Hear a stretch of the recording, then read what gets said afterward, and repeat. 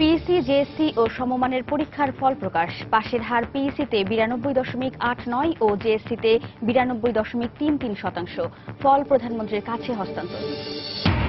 জঙ্গিবাদের বিরুদ্ধে শিশুকাল থেকেই সচেতন করতে হবে শিক্ষার্থীদের, মন্তব্য প্রধানমন্ত্রীর। বললেন, বৈষম্য দূর করতেই প্রতিটি স্তরে চালু করা হয়েছে পাবলিক পরীক্ষা।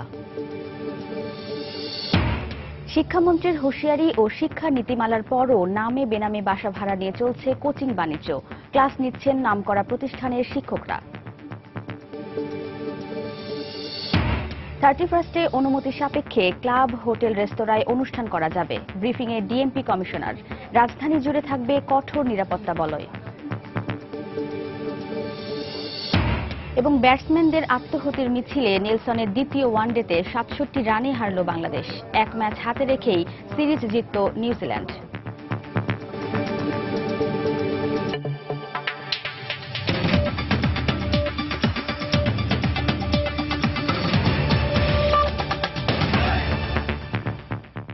সময় সংবাদের সঙ্গে আছি আমি ওয়াহিদা স্বপ্না।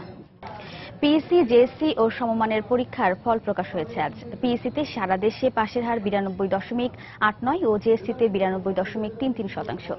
পিইসিতে জিপিএ 5 পেয়েছে 2,35,059 জন এবং জেএসসিতে ও জেডিসিতে পেয়েছে 2,47,588 জন। সকালে গণভবনে প্রধানমন্ত্রী শেখ হাসিনার কাছে আনুষ্ঠানিকভাবে প্রাথমিক ও অষ্টম শ্রেণীর সমাপনী পরীক্ষার ফল হস্তান্তর করেন শিক্ষামন্ত্রী এবং প্রাথমিক ও গণশিক্ষামন্ত্রী। প্রথমে পিইসি ও ইবতেদায়ী পরীক্ষার ফল প্রধানমন্ত্রীকে তুলে দেন প্রাথমিক ও গণশিক্ষামন্ত্রী মোস্তাফিজুর রহমান। পরে জেএসসি ও জেডিসি পরীক্ষার ফল প্রধানমন্ত্রীর কাছে হস্তান্তর করেন শিক্ষামন্ত্রী নুরুল ইসলাম নাহিদ। জেএসসিতে চট্টগ্রাম বোর্ডে পাশের হার 90.75, জিপিএ 5 পেয়েছে 14,135 জন। কুমিল্লা বোর্ডে পাশের হার 89.68। কুমিল্লায় জেএসসিতে জিপিএ 5 পেয়েছে 19,186 জন। দিনাজপুর বোর্ডে পাশের হার 92.99, জিপিএ 5 পেয়েছে 27,089 জন। সিলেটে পাশের হার 93.37%। রাজশাহী বোর্ডে পাশের হার 97.68। পরীক্ষার এ ফল দুপুর থেকে শিক্ষা মন্ত্রণালয়ের ওয়েবসাইটে পাওয়া যাবে।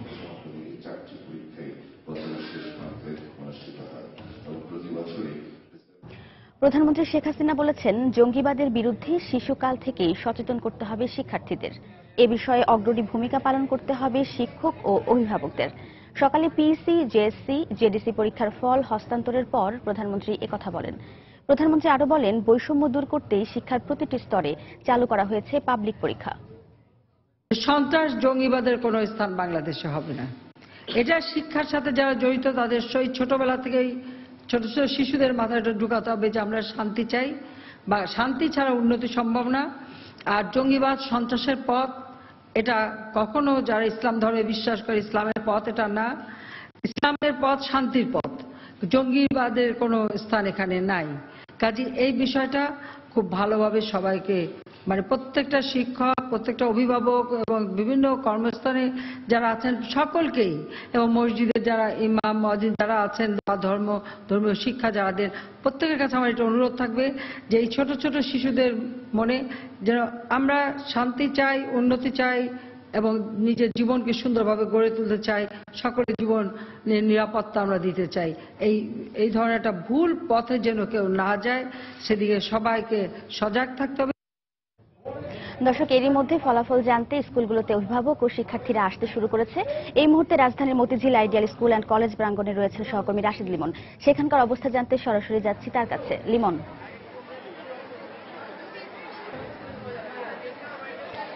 এরই মধ্যে কিন্তু আসলে শিক্ষার্থীরা এবং অভিভাবকরা, শিক্ষকরা এরা কিন্তু আসলে সবাই মুখে আছে যে আনুষ্ঠানিকভাবে ফলাফল যে যখন শিক্ষার্থীদের হাতে পৌঁছাবে সেই ঘন্টার জন্য। আমরা কিন্তু দেখেছি যে ফলাফল আনুষ্ঠানিকভাবে ঘোষণা করতে কিন্তু এখনো অনেক দেরি থাকলেও আমরা কিন্তু দেখেছি যে 10টার পর থেকে কিন্তু শিক্ষার্থীরা স্কুলে আসছে এবং বিভিন্ন মাধ্যমে যেমন SMS বা ইন্টারনেটের মাধ্যমে এসব ফলাফল জানা গেলেও আমরা কিন্তু দেখেছি শিক্ষার্থীরা বা অভিভাবকরা তারা কিন্তু আসলে স্কুল থেকেই কিন্তু এই ফলাফলটা নিবে, শিক্ষকদের সঙ্গে দেখা করবে, অভিভাবক শিক্ষার্থীরা একে একের সঙ্গে একটু মজা করবে। এজন্যই কিন্তু আসলে সব শিক্ষার্থীরা কিন্তু আমরা দেখেছি যে সে সকাল থেকে এখানে এসে অধীর আগ্রহে বসে আছে। এবং শুধু আমি এই যে আইডিয়াল স্কুলে আছি, আসলে এরকম কিন্তু দেশের প্রায় 56,43,000 63 জন শিক্ষার্থী কিন্তু আজকে একদম বলতে গেলে অধীর আগ্রহে অপেক্ষা করছে তাদের সেই ফলাফলের জন্য। এবং প্রাথমিক ও ইবতেদায়ী শিক্ষা সমাপনী এবং পাশাপাশি জেএসসি এবং জেডিসি, আমি যদি বলি প্রাথমিক ও ইবতেদায়ীতে প্রায় 32,03,288 জন এবং জেএসসি এবং জেডিসিতে 24,12,755 জন শিক্ষার্থী রয়েছে যারা আসলে এই আজকে তাদের এই ফলাফলের জন্য অপেক্ষা করছেন। এবং আমরা কিন্তু দেখেছি যে ছাত্রছাত্রীরা কিন্তু এখনই কিন্তু স্কুলে এসে যখন তাদের সহপাঠী এবং শিক্ষকদের সঙ্গে দেখা হচ্ছে তারা কিন্তু এখনই আসলে উল্লাসে ফেটে উঠছেন। এবং এই আমরা জানি এই বিদ্যালয়টি বরাবরই ভালো করে থাকে, যে কারণে আসলে যারা শিক্ষার্থী রয়েছে তাদের মধ্যেও কিন্তু সেই কনফিডেন্টটা বা আত্মবিশ্বাসটি রয়ে গেছে। এবং যে কারণেই কিন্তু তারা আসলে বলছে যে সবাই আসলে স্বাভাবিকভাবেই শিক্ষার্থীরা যারা রয়েছেন তারা কিন্তু A+ পাওয়ার প্রত্যাশাই করছেন। এবং সেভাবেই কিন্তু তারা তাদের এখনই যেমন উল্লাস, পাশাপাশি তারা রেজাল্টের পরে যে উল্লাস করবেন সেই উল্লাসের প্রস্তুতিও কিন্তু তারা নিয়ে নিচ্ছেন বিভিন্নভাবে কে কিভাবে উদযাপন করবেন।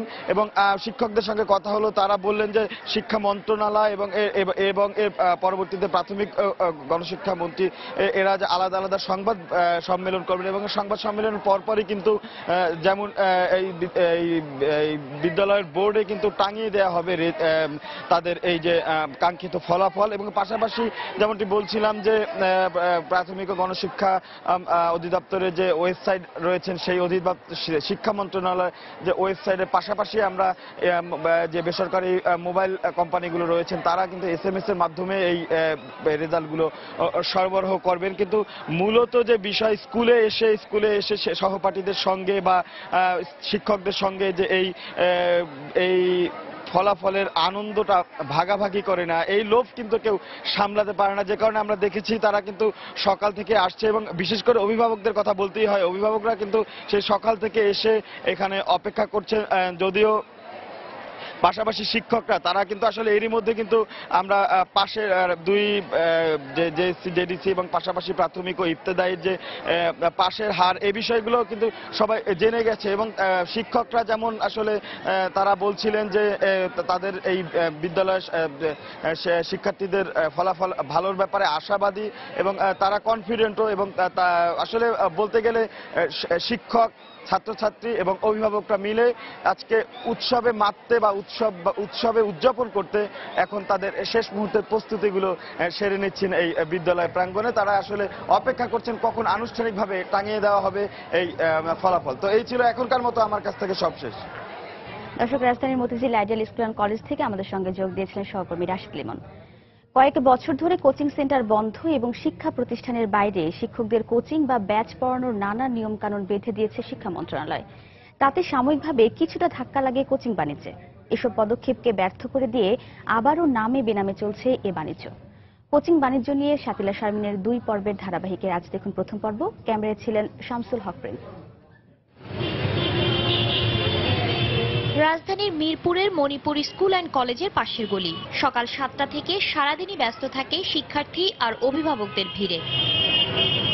সাইনবোর্ড টাঙিয়ে হাঁকডাক দিয়েই চলছে 30টির মতো কোচিং সেন্টার। রাজধানী জুড়েই একই চিত্র। আইডিয়াল গার্লস স্কুলের পাশের 2 গলিতে রয়েছে 27টি, ভিকারুন্নেসা নূন স্কুল অ্যান্ড কলেজের বেইলি রোড শাখার পেছনে 15টি, ধানমন্ডি গভর্নমেন্ট ল্যাবরেটরি স্কুলের পাশের গলিতে সাইনবোর্ড না থাকলেও বাসাগুলোতে রুম ভাড়া নিয়ে কোচিং করানো হচ্ছে। মোহাম্মদপুরের রাজিয়া সুলতানা রোড, তাজমহল রোড, নূরজাহান, জাকির হোসেন রোডে রয়েছে নামে বেনামে 25টির মতো কোচিং সেন্টার। অভিভাবকরা জানালেন, কোচিং সেন্টার ছাড়াও প্রতিষ্ঠানের শিক্ষকরা প্রকাশ্যেই নিজের বাসায় অথবা বাসা ভাড়া নিয়ে পড়াচ্ছেন ব্যাচ। প্রায় প্রতিটা টিচারই ব্যাচ পড়ায় এবং তাদেরকে অনেকে কোচিংও করায়। টিচার বললো যে তুমি কোনো টিচারের কাছে পড়ো, আমার বাচ্চা বলছে না, বলে আমার কাছে পড়ো, বলছে না আমি পড়বো না। তারপর থেকে সে আমার বাচ্চার সাথে খারাপ ব্যবহার করে। যেই পড়াটা স্কুল থেকে পাওয়ার কথা স্কুলে আমরা সেটা পাই না, কিন্তু যখন ওই টিচারের কাছে আমরা ব্যাচে দেই সেটা পূর্ণাঙ্গ রূপে পাই। স্কুলে আমরা পড়া পাচ্ছি না, আর ওই পড়াটার জন্য আমাদেরকে আবার দৌড়াইতে হচ্ছে, আবার টাকা খরচ করতে হচ্ছে। মানে একই খাতে আমরা 2 বার টাকা খরচ করতেছি। একটা স্কুলে মনে করেন 200 শিক্ষক থাকে, অথবা 50 জনে ব্যাচ পড়ায়। ব্যাচটাকে এখন কোচিং এর নামে চলতেছে। সময়ের অনুসন্ধানী দল পেয়েও গেল তার সত্যতা। মিরপুর আর বেইলি রোডের এই কোচিং সেন্টারগুলো জানালো নামকরা প্রতিষ্ঠানের শিক্ষকরা এখনো ক্লাস নেন এখানে। এখন বড় হলে এখনো আমি কন্টিনিউ করতেছেন না, মাঝে মধ্যে কোনো সময় 4 10 স্টুডেন্ট পড়াচ্ছেন। আজ এখন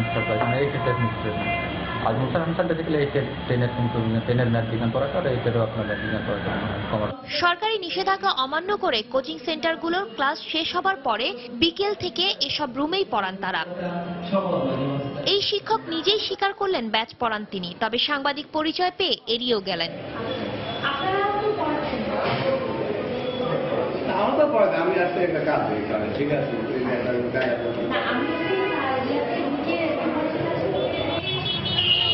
রাজধানীর স্কুলগুলোর পাশের অলিতে গলিতে নামে বেনামে চলছে এ ধরনের কোচিং বাণিজ্য। আর এই কোচিং সেন্টারের সাথে জড়িত রয়েছেন শিক্ষা প্রতিষ্ঠানের শিক্ষকেরা। তারা ব্যাচের নাম করে হয়তো কোনো বাড়িতে কিংবা বাসা ভাড়া নিয়ে চালিয়ে যাচ্ছেন এ ধরনের কোচিং বাণিজ্য। শিক্ষামন্ত্রীর শত হুঁশিয়ারি বা শিক্ষা নীতিমালা কিন্তু এই কোচিং বাণিজ্যকে কোনোভাবেই রোধ করতে পারছে না। শাকিলা শারমিন, সময় সংবাদ, ঢাকা। সময় সংবাদে আরো থাকছে। উন্নয়নমূলক প্রকল্পগুলোর দীর্ঘসূত্রতার কারণে চট্টগ্রামে তীব্র বায়ু দূষণ, দুর্ভোগ চরমে, স্বাস্থ্য ঝুঁকিতে নগরবাসী।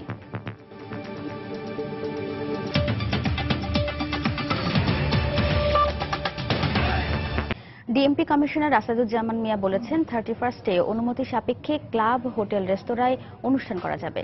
সকালে ডিএমপি কার্যালয়ে এক ব্রিফিংয়ে একথা বলেন তিনি। এ সময় তিনি আরো বলেন 31 নাইটে রাজধানী জুড়ে থাকবে কঠোর নিরাপত্তা ব্যবস্থা, মোতায়েন থাকবে আইনশৃঙ্খলা বাহিনীর 10,000 সদস্য। উন্মুক্ত স্থানে কোনো ধরনের অনুষ্ঠান করা যাবে না, তবে কেউ যদি কোনো হোটেলের ভিতরে বা কারুর বাসা বাড়িতে ভিতরে ক্লাবে এ ধরনের অনুষ্ঠান করতে চায়, ঢাকা মহানগরীর অনুমতি সাপেক্ষে সেটা করা যাবে। জনগণের নিরাপত্তার প্রতি হুমকি হতে পারে এ ধরনের যে কোনো কর্মকাণ্ডে অত্যন্ত শক্তভাবে পেশাদারিত্বর মধ্য দিয়ে আমরা আমাদের দায়িত্ব পালন করব। ডিসেম্বরের পর হাজারীবাগে আর কোনো কাঁচা চামড়া প্রক্রিয়াজাত করতে না দেওয়ার সিদ্ধান্তে অটল রয়েছে সরকার। যদিও মাঠের চিত্র বলছে এবারও সম্ভব হবে না বেঁধে দেওয়ার সময়ের মধ্যে চামড়া শিল্পের শতভাগ স্থানান্তর। ব্যবসায়ীরা বলছেন কোনো সময়সীমা মেনে নয়, ব্যবসার স্বার্থে যত দ্রুত সম্ভব ট্যানারি স্থানান্তর করা হবে। সেই সাথে তারা তাগিদ দিলেন সাভারের নতুন শিল্পনগরীতে শতভাগ বর্জ্য শোধন নিশ্চিত করার। বিস্তারিত কামরুল হাসান সবুজের রিপোর্টে। হাজারীবাগ থেকে সাভার, সরকারের আলটিমেটাম আর ব্যবসায়ীদের অজুহাতের মধ্যে এখনো আটকে আছে চামড়া শিল্পের স্থানান্তর। ট্যানারি স্থানান্তরে চলতি বছরের জানুয়ারিতে 72 ঘন্টার যে সময়সীমা বেঁধে দেয় সরকার, কয়েক দফা শিথিল করে তা বাড়ানো হয় বছরের শেষ দিন পর্যন্ত। তবে ট্যানারি মালিকরা বলছেন এই সময়ে 154টি শিল্প ইউনিটের মধ্যে 50 থেকে 55টি সাভারে কাঁচা চামড়া প্রক্রিয়াকরণ শুরু করতে পারবে। ডেডলাইনের বিষয় না, বিষয়টি আপনার 1 মাস 2 মাসের বিষয় না। লোক দেখানোর শিফটিং আমরা চাই না, আমরা চাই যে এখান থেকে পরিপূর্ণ শিফটিং। উইদিন ডিসেম্বর অ্যাটলিস্ট 50 থেকে 55টা ট্যানারি আমাদের ওখানে উৎপাদনে চলে যেতে পারবে। সিইটিপিটা যদি 100% কমপ্লিট না হয় তাইলেও কিন্তু আমাদের যে উদ্দেশ্য সেটা বাস্তবায়িত হবে না। নতুন শিল্পনগরীর সবচেয়ে আলোচিত যে স্থাপনা, সেই কেন্দ্র বর্জ্য শোধনাগারের 2টি মডিউল চালু হয়েছে। তবে ঠিকাদারি প্রতিষ্ঠানের গাফিলতির কারণে শতভাগ শোধন হচ্ছে না তরল বর্জ্য। 2টা মডিউল কমপ্লিট হয়েছে, ঠিকই আছে, কিন্তু সেখানে ট্রিটমেন্ট প্রপার হচ্ছে না। যেটা আমাদের রিকোয়ারমেন্ট সেটা ফুলফিল কিন্তু হচ্ছে না। তাদেরকে ফাইন করা হোক, ফাইন করলে তারপর তারা শুদ্ধ হবে, নতুবা তাদেরকে শুদ্ধ করা যাবে না।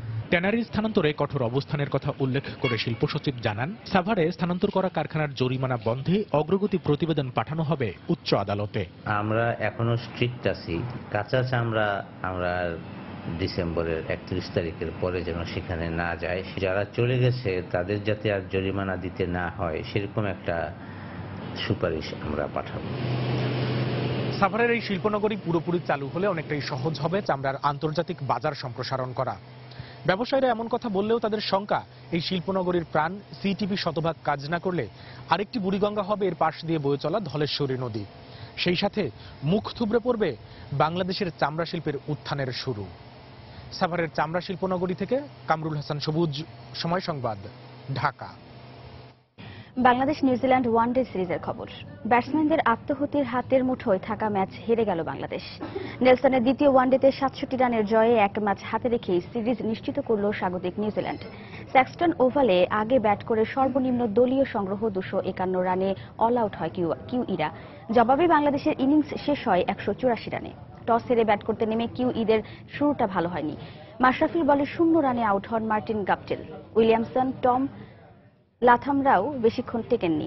চতুর্থ উইকেটে 51 রানের জুটি গড়েন নিশাম ও নীলব্রুম। তবে নিশাম আউট হবার পর মুন্ড্রো ও দ্রুত ফিরে গেলে চাপে পড়ে নিউজিল্যান্ড। সেখান থেকে রকিকে সঙ্গে নিয়ে ব্রুম গড়েন ইনিংস সর্বোচ্চ 64 রানের জুটি। দারুণ খেলে ক্যারিয়ারের প্রথম সেঞ্চুরি তুলে নিয়ে দলকে 251 রানের চ্যালেঞ্জিং স্কোর এনে দেন নীলব্রুম। জবাবে ওপেনিংয়ে বাংলাদেশ প্রায় 30 রান। এরপর ইমরুল ও সাব্বির রহমান শাসন করতে গিয়ে থেকেই কিউই বোলারদের। দ্বিতীয় উইকেট জুটিতে তারা যোগ করেন 75 রান, কিন্তু দলীয় 105 রানে সাব্বির রান আউট হবার পর ব্যাটিং বিপর্যয়ে পড়ে বাংলাদেশ। ইমরুল কায়েস 50 পেলেও আর কেউই বড় ইনিংস খেলতে পারেননি। 56 রানে শেষ 7 উইকেট হারিয়ে বাংলাদেশ অল আউট হয় 184 রানে। 67 রানের জয়ে সিরিজ নিশ্চিত করে স্বাগতিকরা। There it is, decision made clearly off the glove. Look to go over the top. 67-run victory. দর্শক, এই মুহূর্তে স্যাক্সটন ওভাল মাঠে আছেন সহকর্মী হুমায়ুন কবির রোজ। আমরা সরাসরি যাচ্ছি তার কাছে। রোজ, ধন্যবাদ। আসলে যেমনটি নিউজ আপনি পড়ছিলেন, ব্যাপারটা আসলে এমনই অনেকটা অপ্রত্যাশিত হয়েছে।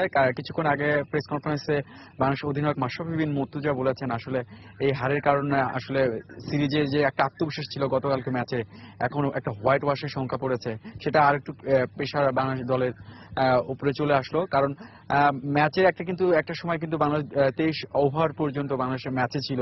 ইমরুল এবং সাব্বির যে একটা পার্টনারশিপ গড়েছিলেন, সেখানে কিন্তু বাংলাদেশ এই ম্যাচ জিততে যাচ্ছে বা কয়েক ওভার হাতে রেখে স্বাচ্ছন্দ্যে ব্যাটিং করবেন, কয়েকটা ব্যাটসম্যান ভালো রান পাবেন এবং তাদের কনফিডেন্সটা আরো ভালো হবে।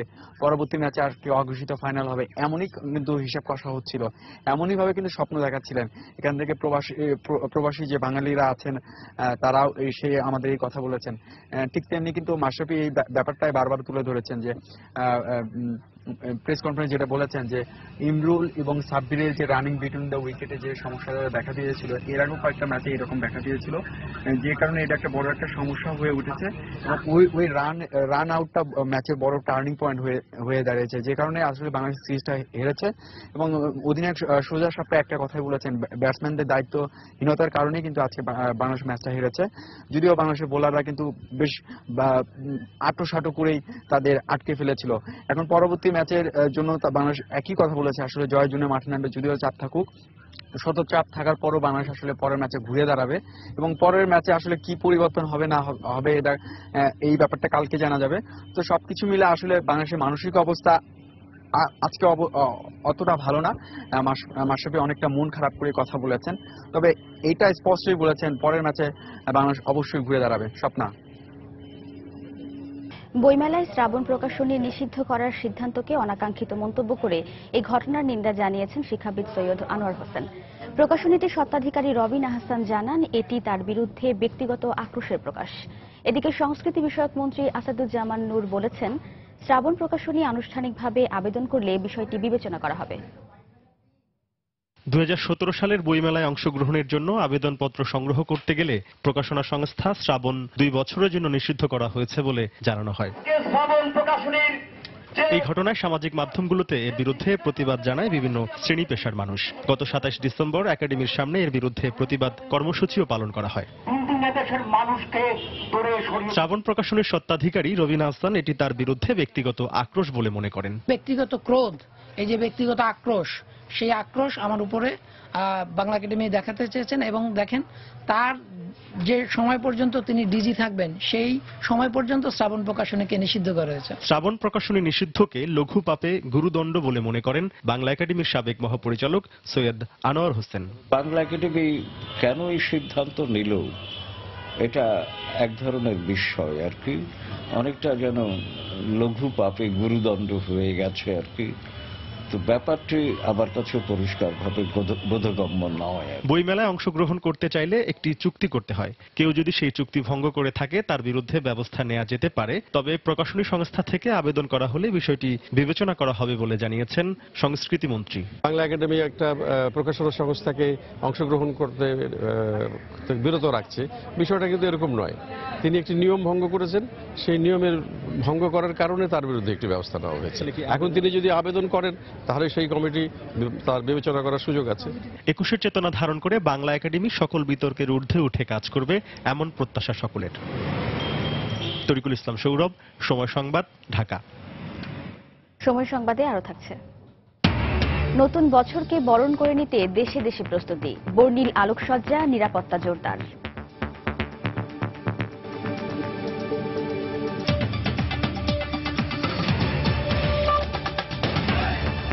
আরএফএল ওয়াটার পাম্প, পানি দেবে টেনশন নয়। অপরিকল্পিতভাবে রাস্তাঘাট খোঁড়াখুড়ি সহ উন্নয়নমূলক প্রকল্পগুলোর দীর্ঘসূত্রতার কারণে বন্দরনগরী চট্টগ্রামে বায়ু দূষণ চরম আকার ধারণ করেছে। বাতাসের সাথে মাত্রাতিরিক্ত ধুলাবালিতে একদিকে পথচারীদের চরম ভোগান্তিতে পড়তে হচ্ছে, অন্যদিকে ধুলাবালির সাথে বিভিন্ন ক্ষতিকর পদার্থ মিশে থাকায় স্বাস্থ্য ঝুঁকিও বাড়ছে বলে আশঙ্কা চিকিৎসকদের। বিস্তারিত জানাচ্ছেন পার্থ প্রতিম বিশ্বাস। শীতকাল আসার সাথে সাথে চট্টগ্রামের বেশিরভাগ সড়কে বাতাসে উঠছে ধুলাবালি। নগরীর বহদ্দারহাট, চাঁদগাঁও, মুরাদপুর সহ অন্যান্য প্রধান সড়কে সাধারণ মানুষকে রাস্তা চলাচলে চরম ভোগান্তিতে পড়তে হচ্ছে। ধুলাবালির কারণে রাস্তার পাশের দোকানে বেচাকেনা কমেছে, আর রাস্তার পাশে থাকা গাছগুলো সবুজ থেকে ধূসর রং ধারণ করেছে। অপরিকল্পিতভাবে ওয়াসা সহ অন্যান্য সংস্থার রাস্তা খোঁড়াখুড়িকেই দুষছেন সাধারণ মানুষ। সবসময় প্রচুর ধুলাবালি বাতাসে উঠতেছে, দোকানদার সমস্ত কিছু নষ্ট হয়ে যাচ্ছে। শ্বাসকষ্ট লাগে, মানে বাইরে নেবার ধুলাবালির জন্য কাস্টমারও বসতেছে না, রাস্তাগুলো হয়ে যাচ্ছে। সিডিএ বলেন, ওয়াসা বলেন বা সিটি কর্পোরেশন বলেন, কারো কোনো মানে এদিকে কোনো খেয়াল নাই। ধুলাবালির সাথে carbon monoxide, ozone, sulphur die oxide সহ নানা ধরনের বিষাক্ত পদার্থ মিশে যাওয়ায় চরম স্বাস্থ্য ঝুঁকির আশঙ্কা করছেন চিকিৎসকরা। নাকের ভিতর দিয়ে ফেরিংসে চলে গেলে খুব ঘন ঘন রেসপিরেটরি ডিস্ট্রেস, মানে আমরা শ্বাসকষ্টজনিত, ঠান্ডাজনিত অসুখগুলো বেশি হয়। ইভেন দেন টিউবারকুলোসিস, অনেক সময় ক্যান্সার জাতীয় অসুখও হতে পারে, টিবি তো হতেই পারে। আর বাতাসে ধূলিকণার পরিমাণ কত কিংবা সহনীয় মাত্রা কেমন হওয়া দরকার তার কোনো তথ্যই নেই সরকারি সংস্থাগুলোর কাছে, যে কারণে বায়ু দূষণ প্রতিরোধে কার্যকর কোনো ব্যবস্থা নেওয়া যাচ্ছে না বলে অভিযোগ এই গবেষকের। কিছু কিছু গবেষণা ইনিশিয়েট হয়েছে, কিন্তু স্টিল ওরকম ভাবে রেজাল্ট আসেনি। যখন আমরা জানবো যে আসলে কি পর্যায়ে আছে ধূলিকণার পরিমাণ, তখনই আসবে যে কিভাবে আমি কম ধূলিকণাপূর্ণ একটা সিটি উপহার দিতে পারি নাগরিক সমাজকে। তবে ওয়াসা, সিডিএ সহ অন্যান্য উন্নয়নমূলক সংস্থার সমন্বয়বিহীনভাবে কাজ করাকে দুষলেন সিটি কর্পোরেশনের এই কাউন্সিলর। অনেক রাস্তা নতুনভাবে হয়েছে, সেখানে চট্টগ্রাম ওয়াসা কর্তন করছে, সেটা অনেকটা মানুষের জন্য ভোগান্তি। তবে সেটা খুব দ্রুততার সাথে শেষ করার জন্য চট্টগ্রাম ওয়াসাকে বলা হয়েছে। সব উন্নয়নমূলক সংস্থা যদি পরিকল্পিতভাবে কাজ করে তবে বায়ু দূষণ অনেকটাই কমিয়ে আনা সম্ভব বলে মনে করেন বিশেষজ্ঞরা। পার্থ প্রতিম বিশ্বাস, সময় সংবাদ, চট্টগ্রাম। কুমিল্লায় বাস ও ট্রাকের মুখোমুখি সংঘর্ষে ৩ জন নিহত হয়েছেন, আহত হয়েছেন 7 জন। ভোরে ঢাকা চট্টগ্রাম মহাসড়কে এ দুর্ঘটনা হয়। পুলিশ জানায় জেলার 14 গ্রাম উপজেলার পদুয়া এলাকায় কক্সবাজারগামী হানিফ পরিবহনের একটি যাত্রীবাহী বাসের সঙ্গে বিপরীত দিক থেকে আসা একটি ট্রাকের মুখোমুখি সংঘর্ষ হয়। এতে ঘটনাস্থলে বাসের 2 যাত্রী নিহত হন, আহত হন 8 জন। তাদের উদ্ধার করে বিভিন্ন হাসপাতালে ভর্তি করা হলে ফেনী সদর হাসপাতালে আরও 1 জনের মৃত্যু হয়। এ ঘটনায় 14 গ্রাম থানায় একটি মামলা দায়ের করা হয়েছে।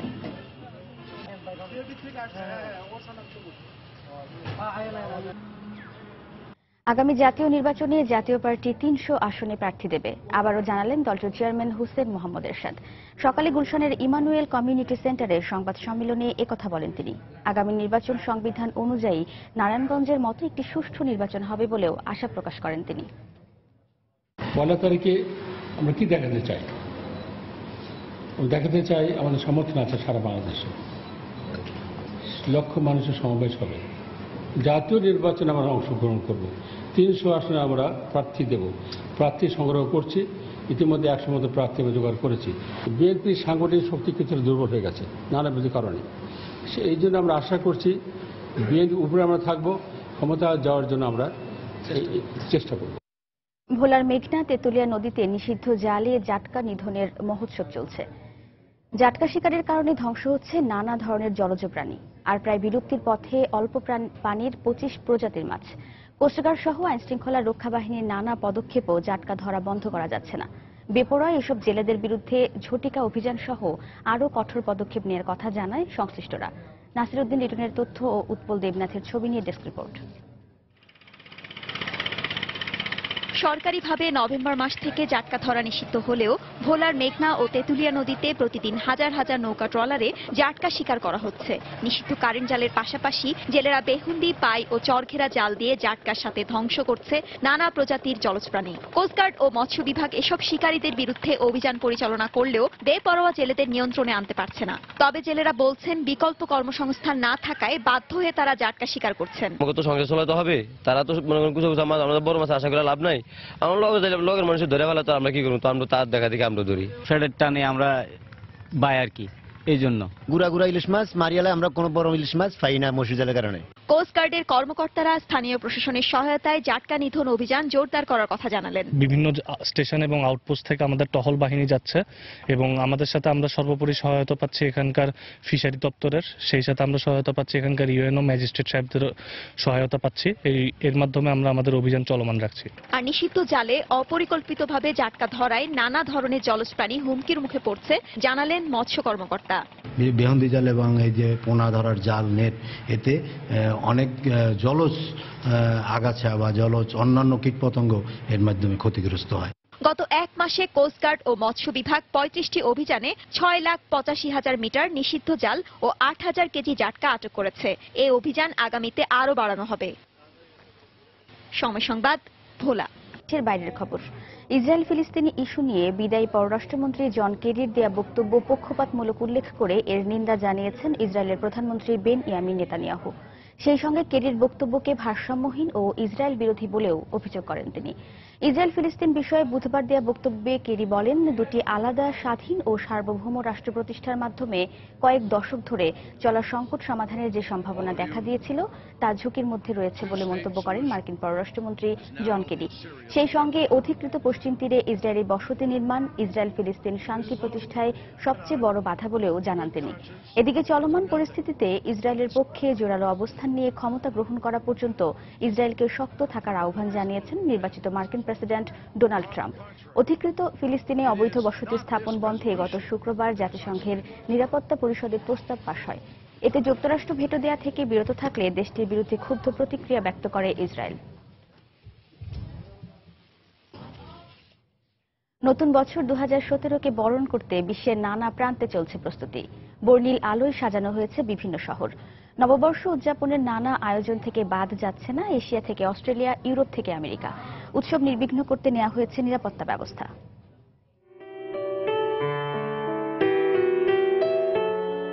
রঙিন আলোয় ছেয়ে গেছে চীনের উত্তর পূর্বাঞ্চলীয় এলাকা লিয়াওইয়ং এর বিভিন্ন ভবন, পথঘাট, চত্বর ও পার্কগুলো। নতুন বছর 2017কে স্বাগত জানাতেই নেওয়া হয়েছে এমন মনোমুগ্ধকর প্রস্তুতি। 非常的激动，作为一个辽阳的市民也感到骄傲自豪。有点看到这灯呢，有节日的气氛，心情也非常的高兴。 চোখ জুড়ানো এই সাজসজ্জায় প্রায় 127 ধরনের নানা রঙের বাতি ব্যবহার করা হয়েছে বলে জানান নগর কর্তৃপক্ষ। রাস্তার দুপাশ, চত্বর ও পার্কগুলোকে সুসজ্জিত করতে আমরা বিভিন্ন ধরনের বাতি লাগিয়েছি। তবে এসবই পুনরায় ব্যবহারযোগ্য। এই বাতিগুলো আমরা পরের বছরও ব্যবহার করতে পারবো। এতে করে আমাদের উৎসব খরচ কমবে। আয়োজনের কমতি নেই রাশিয়াতেও।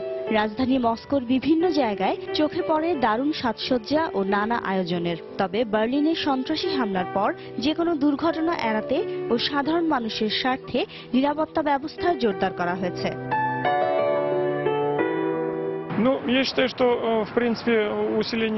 রাস্তায় অনেক পুলিশ টহল দিচ্ছে।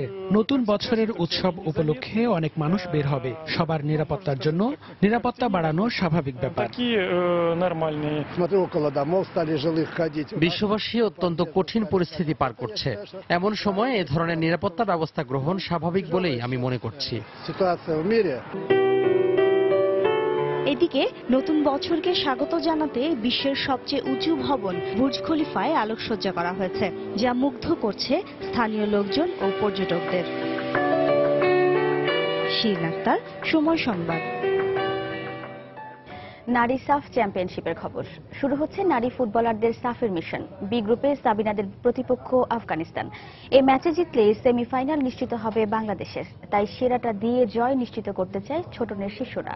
শিলিগুড়ির কাঞ্চনজঙ্ঘা স্টেডিয়ামে দুই দলের এই ম্যাচ শুরু হবে সন্ধ্যা 6:30টায়। সাফে 2010 সাল থেকে সাফ চ্যাম্পিয়নশিপে অংশ নিয়ে আসছে বাংলাদেশ। তবে 2014 সালে সেমিফাইনাল থেকে বিদায় নিতে হয় লাল সবুজের প্রতিনিধিদের। এবার আগের আসরের ব্যর্থতা ভুলে আরও ভালো করার লক্ষ্য ছোটনের শিষ্যদের। ভারত ও আফগানিস্তানের সঙ্গে বেশ কঠিন গ্রুপে পড়েছে এবার বাংলাদেশ। তবে তিনবারের চ্যাম্পিয়ন ভারতের কাছে নিজেদের প্রথম ম্যাচে 5-1 গোলে হার দিয়ে আফগানিস্তান আসর শুরু করায় ম্যাচ জয়ের ব্যাপারে আশার আলো দেখছে বাংলার মেয়েরা। সাফের আগে টানা 1 মাস অনুশীলন করেছে সাবিনারা। এএফসি অনূর্ধ্ব 16 নারী ফুটবলের বাছাই পর্বে অপরাজিত চ্যাম্পিয়ন হওয়ায় ছোটনের দলকে বেশ সমীহ করছে আফগানরাও। ম্যাচের আগে ইনজুরি নিয়েও বেশ নির্ভর কোচ।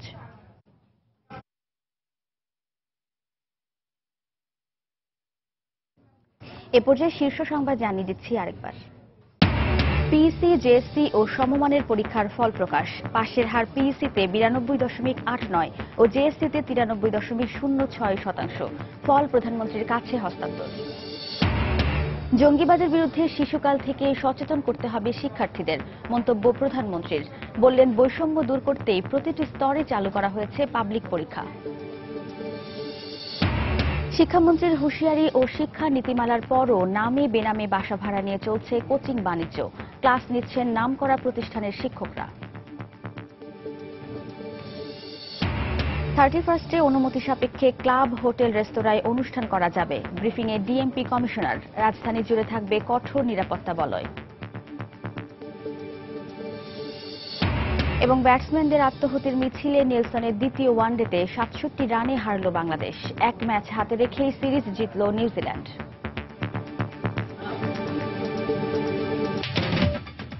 এই ছিল এখনকার মতো। যে কোনো খবর পেতে ভিজিট করুন সময়নিউজ.টিভি।